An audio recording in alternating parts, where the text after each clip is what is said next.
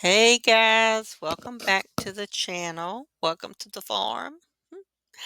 We are going to be looking at some dough mixers today. I was interested in possibly a dough mixer. I use a bread machine, but if you wanted to make more than one loaf or a whole lot of rolls like batch cooking to freeze, then you need something bigger. And so I was looking at some of these. I thought they were interesting, but whoa at the prices. So, doing some research, I think I found one that is affordable and still works very well. So, let me see if I can find. I have. Oh, I forgot to get. Let me get my music going here. Forgot to get my music. Uh, yeah, that's it. We're looping on that. I think that's good. Okay. All right, I'm going to pull up. Let Okay, starting on the right, the most expensive one, the Arsrum. I can't pronounce that. It's like 750. And then there's the Bosch, which is about 525.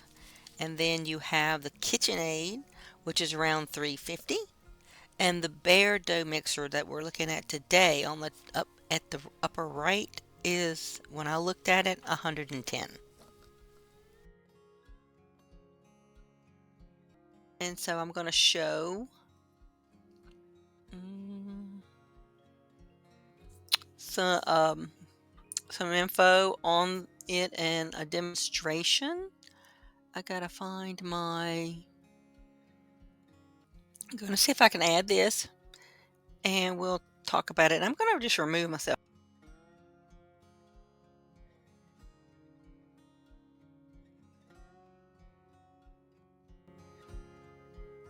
Bowl in it where you can add ingredients bowl, and it comes off just like this. It has the lid with the hole in it where you can add ingredients in here, similar to a lot of other kind of mixers that we see. You just twist off the lid, and here is the inside of the bowl. So this is our dough hook. This thing is huge compared to a bread machine. So we're gonna see how this is gonna work. So let me grab my ingredients and I'll be right back. So we have our dough hook on here. I'm gonna put our water. I've got 2 cups of water. I'm gonna put our yeast. I have 4 teaspoons.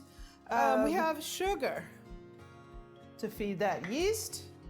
We have some oil as our fat. So one thing about this thing is you can, I noticed that you can program your mixing and your fermenting, and I'm assuming it's going to move to ferment. Because if I go mix for 15 minutes and then I go ferment, I'm going to do like 15 minutes and a ferment. I'm going to do like a 40-minute ferment, and we're just going to start.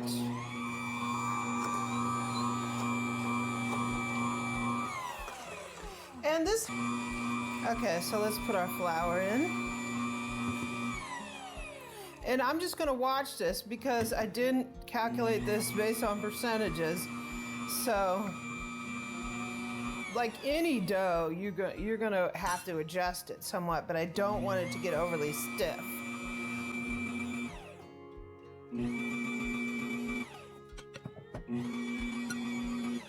Not fast. This is a powerful little machine. So we're starting to get a soft dough ball. Oh, it looks really good.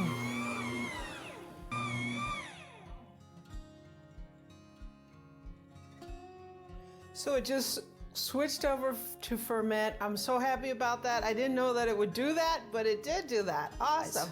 Okay, so the dough is done fermenting, so I'm gonna take a look at this. Woo! Ooh. It's definitely doubled in size. That is.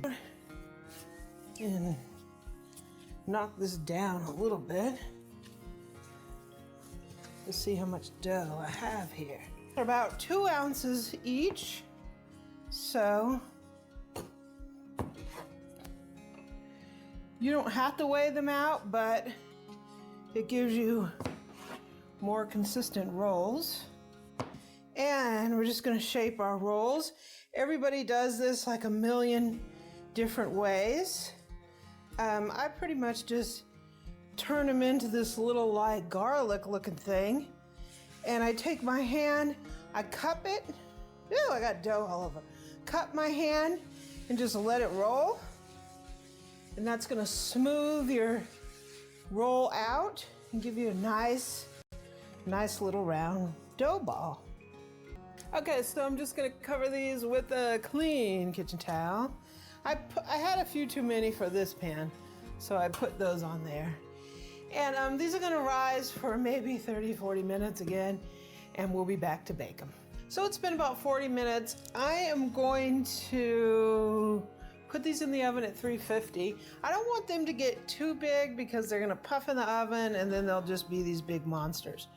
So we have them at 350. About 5 minutes before they're done, I'm gonna brush them with butter to give them that taste, right? So when that happens, we'll be back. Looks like our bear dinner rolls look pretty fantastic. So I ended up purchasing the Bear mixer, and I think it does just fine. I haven't had any problems with it, so I don't need to make huge amounts every week, but you know, if I want to make a large batch of rolls and freeze half of them, then I can easily do that. So, yeah, that's the one I picked.